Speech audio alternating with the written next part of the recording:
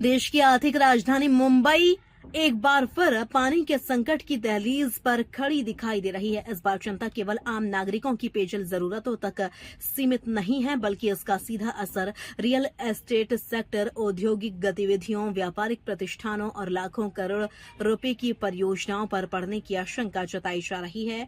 बृहन मुंबई महानगर पालिका बीएमसी द्वारा लागू की गई नई जल कटौती और प्रतिबंधों ने पूरे महानगर में चिंता बढ़ा दी है। मानसून की देरी, जलाशयों में घटते जलस्तर और अल नीनो के संभावित प्रभाव ने प्रशासन को समय रहते सख्त कदम उठाने के लिए मजबूर कर दिया है। मुंबई की लगभग 2 करोड़ आबादी की प्यास 7 प्रमुख जलाशयों पर निर्भर करती है। हर वर्ष जून के मध्य तक मानसून इन जलाशयों को भरने की दिशा में राहत पहुंचाना शुरू कर देता है, लेकिन इस बार तस्वीर कुछ अलग है। भारत मौसम विज्ञान विभाग आईएमडी के अनुसार इस वर्ष मानसून की रफ्तार अपेक्षा से धीमी रही है। इसके पीछे प्रशांत महासागर में विकसित हो रही अल नीनो परिस्थितियों को प्रमुख कारण माना जा रहा है। पीएमसी के ताजा आंकड़ों के अनुसार मुंबई को पानी उपलब्ध कराने वाले 7 जलाशयों में कुल उपयोगी जल भंडारण क्षमता का मात्र 10.1% पानी ही शेष है। यह स्थिति प्रशासन के लिए चिंता का विषय बन चुकी है। हालांकि पिछले 2 वर्षों की तुलना में यह आंकड़ा थोड़ा बेहतर है, लेकिन मुंबई जैसी विशाल आबादी वाले महानगर के लिए इसे सुरक्षित स्थिति नहीं माना जा सकता। जल संकट को देखते हुए बीएमसी ने मई महीने से ही चरणबद्ध तरीके से पानी बचाने की योजना लागू कर दी थी। 15 मई से पूरे शहर में 10% जल कटौती लागू की गई, लेकिन जब जलाशयों का स्तर लगातार नीचे जाने लगा तो प्रशासन ने कठोर कदम उठाने का निर्णय लिया। 17 जून से लागू नई व्यवस्था के तहत औद्योगिक और वाणिज्यिक प्रतिष्ठानों को मिलने वाले पानी में 20% कटौती कर दी गई है। साथ ही सभी स्विमिंग पूल्स की जलापूर्ति अस्थायी रूप से रोक दी गई है। निर्माणाधीन परियोजनाओं को नए जल कनेक्शन जारी करने पर भी रोक लगा दी गई है। मौजूदा निर्माण स्थलों पर भी पानी की आपूर्ति सीमित कर दी गई है। मुंबई भारत के सबसे बड़े रियल एस्टेट बाजारों में से एक है।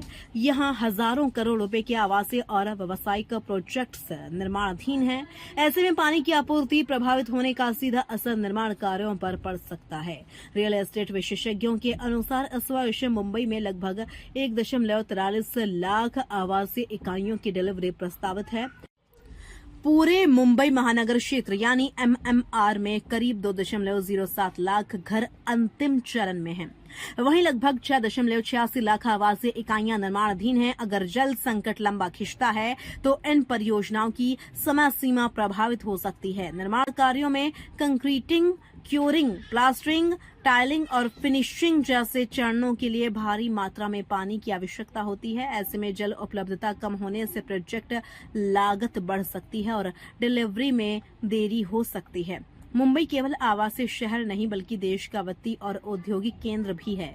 यहाँ होटल उद्योग, मॉल, कॉरपोरेट ऑफिस, पेट्रोलियम कंपनियां, रेलवे, पोर्ट सेवाएं और अनेक बड़े औद्योगिक प्रतिष्ठान कार्यरत हैं। बीएमसी ने HPCL, BPCL, RCF, central railway, western railway, navy, MIDC और मुंबई पोर्ट अथॉरिटी जैसे बड़े संस्थानों को सलाह दी है कि वे परिचालन कार्यों में ट्रीटेड सीवेज वाटर का उपयोग बढ़ाएं। हालांकि इससे तत्काल कोई बड़ा परिचालन संकट नहीं आएगा, लेकिन लागत बढ़ने और संसाधनों पर अतिरिक्त दबाव पड़ने की आशंका बनी हुई है। जल संकट का असर केवल बड़ी कंपनियों तक सीमित नहीं रहेगा। निर्माण स्थलों पर काम करने वाले हजारों श्रमिकों की जीवन परिस्थितियां भी प्रभावित हो सकती हैं। पीने का पानी, स्वच्छता सुविधाएं और श्रमिक कल्याण से जुड़े कई पहलू सीधे पानी की उपलब्धता से जुड़े हुए हैं। विशेषज्ञों का मानना है कि यदि स्थिति लंबी चली तो श्रमिक उत्पादकता में गिरावट आ सकती है, जिससे परियोजनाओं की गति और धीमी हो सकती है। विशेषज्ञों ने दक्षिण मुंबई, बांद्रा कुर्ला कॉम्प्लेक्स, बीकेसी, अंधेरी, बोरीवली और मुलुंड जैसे क्षेत्रों को विशेष रूप से संवेदनशील माना है। इन इलाकों में बड़ी संख्या में रियल एस्टेट परियोजनाएं चल रही हैं और व्यावसायिक गतिविधियां भी अत्यधिक हैं। यदि जल संकट गहराता है तो सबसे पहले इन क्षेत्रों पर प्रभाव दिखाई दे सकता है। संकट के बीच बीएमसी कमिश्नर अश्विनी भेड़े ने राहत देने वाला बयान दिया है। उन्होंने कहा कि मौजूदा जल भंडारण और राज्य सरकार से प्राप्त अतिरिक्त रिजर्व कोटे की बदौलत मुंबई के पास 17 अगस्त तक के लिए पर्याप्त पानी उपलब्ध है, यानी फिलहाल शहर को तत्काल जल संकट का सामना नहीं करना पड़ेगा। लेकिन उन्होंने यह भी स्पष्ट किया कि यह समय पानी बचाने और जिम्मेदार उपयोग करने का है। सबसे बड़ा सवाल यही है, यदि आने वाले सप्ताहों में पर्याप्त बारिश नहीं होती और जलाशय नहीं भरते तो अगले सीजन में और कठोर प्रतिबंध लागू किया जा सकते थे। वाहन धुलाई, बागवानी, सजावटी जल उपयोग और अन्य गैर जरूरी गतिविधियों पर पूर्ण प्रतिबंध लगाया जा सकता है।